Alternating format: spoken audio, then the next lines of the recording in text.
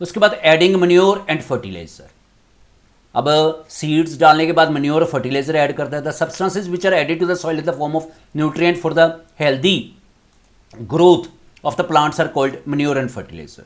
जो प्लांट की ग्रोथ में मदद करते हैं उन सब्सटेंसेस को बोलते हैं मन्योर और fertiliser. I saw healthy crop growing in a farm, in the neighbouring farm the plants were weak, why do some plants grow better than other. कुछ प्लांट तो ज़्यादा अच्छे ग्रो होते हैं। Soil supplies mineral nutrients to the crop. अब जो soil है वो प्लांट्स को मिनरल्स प्रोवाइड करती है, ठीक है। These nutrients are essential for the growth of plant. और जो मिनरल प्रोवाइड करती है, न्यूट्रिएंट प्रोवाइड करती है सॉइल, वो प्लांट की ग्रोथ के लिए बड़े अच्छे होते हैं। In certain areas farmers grow crop after crop in the same field. The field is never felt uncultivated और fallow. Imagine what happens to the nutrient. तो फील्ड को कभी खाली नहीं छोड़ा जाता, ठीक है, अनकल्टिवेटेड नहीं छोड़ा जाता। Continuous growing of crops makes the soil poorer in certain nutrient.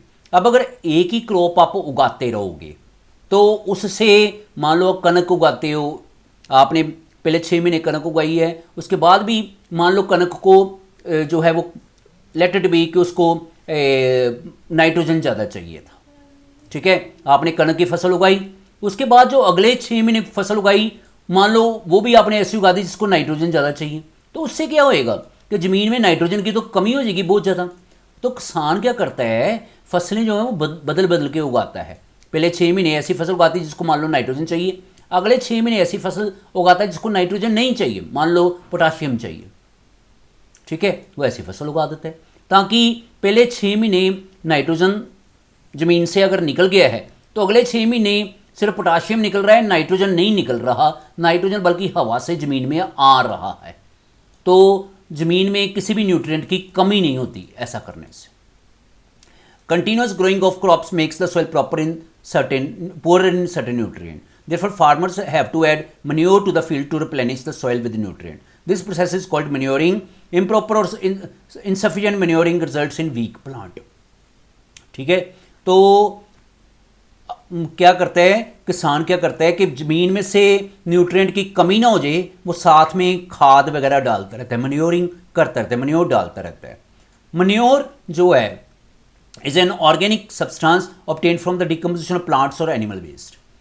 Manure जो है जैसे गोबर वगैरह ऐसी चीज़ें, किसान गांव में अगर हम जाते हैं तो वो एक जगह पे गोबर के ढेर लगा देते हैं, उसके बीच में ही मिट्टी वगैरह पड़ती रहती है, उसके बीच में ही कोई आसपास जैसे लकड़ी के भी बुरादा पड़ता रहता है, तो डिकम्पोजिशन होती रहती है, उसमें बैक्टीरिया डेवलप हो जाते हैं। तो वो जो गोबर है वो फिर खेतों में डालता है, वो एक तरह का बहुत अच्छी खाद का काम करता है। ये ऑर्गेनिक सब्सटेंस है, ये मतलब फैक्ट्री में नहीं बनता, आर्टिफिशियल नहीं है, ये ऑर्गेनिक है, अपने आप बनता है।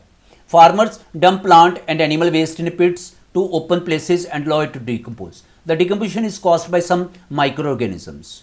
तो प्लांट्स गोबर वगैरह एक जगह पे फेंक देता है, उसमें माइक्रो ऑर्गेनिजम्स डेवलप हो जाते हैं। The decompose matter is used as organic manure. You have already learned about vermicomposting in class 6। तो वर्मी कंपोस्टिंग के बारे में आपने 6th क्लास में पढ़ा है कि गोबर वगैरह जैसे एक जगह पे फेंक देना, उस मतलब यहाँ पे फेंक देना, इसके ऊपर जो है और भी कई वेस्ट मटेरियल पड़ते जाते हैं, तो आहिस्ता आहिस्ता जब नीचे दब जाता है, इसमें कीड़े वगैरह डेवलप हो जाते हैं, तो वो इसको बड़ा ज़्यादा उपजाऊ बना देते हैं और वो आप खेतों में डाल सकते हो। इससे मतलब फसल जो है वो अच्छी होती है, ठीक है। उसके बाद नेक्स्ट देखो एक्टिविटी, इसके बाद है 1.2। टेक मूंग और ग्राम सीड्स, टेक मूंग और gram seeds and germinate them. Select 3 equal sized seedlings out of these. Now take these empty glasses और similar vessels, make them A, B और C. To glass A add little amount of soil mixed with a little cow dung manure. आप 3 glass ले लो, पहले का नाम A रख दो, दूसरे का B, तीसरे का C। पहले वाले में थोड़ा सा आप सॉइल डाल दो जिसमें आपने गोबर वगैरह भी डाला हुआ है, मन्योर डाला हुआ है। दूसरे क्लास में put the same amount of soil mixed with little urea, दूसरे वाले में यूरिया डाल दो, ठीक है, सॉइल डालकर। देखो पहले वाला जो ग्लास है, जो पहले आपने ग्लास लिया, उसमें आपने जैसे सॉइल डाली और साथ में मन्योर डाला। जो दूसरा ग्लास लिया आपने उसमें क्या किया, सॉइल डाली और साथ में यूरिया डाल दिया। Take the same amount of soil in glass C without adding anything. और तीसरे ग्लास में सिर्फ सॉइल डाली, आपने कुछ भी नहीं डाला। पहले वाले में मैन्योर डाला हुआ था सॉइल के साथ, दूसरे वाले में यूरिया डाला था फर्टिलाइजर, और तीसरे वाले में सॉइल ही केली डाली हुई है। अब देखो क्या होता है, आप देखोगे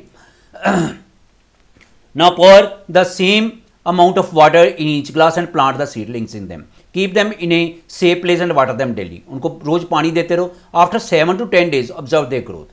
7 से 10 दिन के बाद उनकी ग्रोथ को देखो आप। ये देखो तीनों ग्लास लिए हुए ना उन्होंने, तो ये ए बी सी। तो अब आप did all the plants in all the glasses grow at same place. आप देखोगे जो सी वाला है ना, जिसमें आपने सिर्फ सॉइल डाली है, उसमें तो प्लांट बड़े छोटे छोटे ग्रो होते हैं, जिसमें पहले वाले ग्लास में थोड़े से ग्रो होते हैं, दूसरे वाले में ज़्यादा, क्योंकि जो यूरिया है वो बहुत ही उपयोगी है, उससे ग्रोथ जो है प्लांट की ज़्यादा होती है। Which glass showed better growth of plants. किस ग्लास में ग्रोथ ऑफ प्लांट ज़्यादा होती है? In which glass was the growth fastest, और ग्रोथ फास्टेस्ट होती है। Fertilisers are chemical substances which are rich in particular nutrient. How are these nutrients from manure? How are these different from manure? Fertiliser are produced in factory, जैसे urea वगैरह fertiliser है, factory में बनते हैं। कोई fertiliser कौन कौन से हैं? यूरिया, ठीक है, एक तो यूरिया फर्टिलाइजर है, अमोनियम सल्फेट फर्टिलाइजर है, सुपर फास्फेट, पोटाश, एनपीके, ये फर्टिलाइजर्स के नाम है। एनपीके का मतलब है नाइट्रोजन, फास्फोरस और potassium. The use of fertilizers has helped farmers to get better yield of crop such as wheat, paddy and maize. But excessive use of fertilizer has made the soil less fertile. अगर हम fertiliser को ज़्यादा use करते हैं उससे भी soil जो है वो खराब हो जाती है। Fertilisers have also become a source of water pollution. Fertiliser से पोल्यूशन भी हो जाती है पानी की। Therefore in order to maintain the fertility of the soil we have to substitute fertiliser by organic manure और leave the field uncultivated in between two crops. तो इसलिए अगर आप चाहते हो कि जो सॉइल है वो अच्छी रहे, तो जहाँ तो फर्टिलाइजर्स के साथ साथ हमें मैन्योर भी डालना चाहिए, ठीक है। जहाँ मतलब 6 महीने फसल उगा के थोड़ी देर के लिए सॉइल को खाली छोड़ दो, ताकि उसमें जो न्यूट्रिएंट खत्म हो गए हैं वो अपने आप डेवलप हो सके। ये अलग अलग मेथड।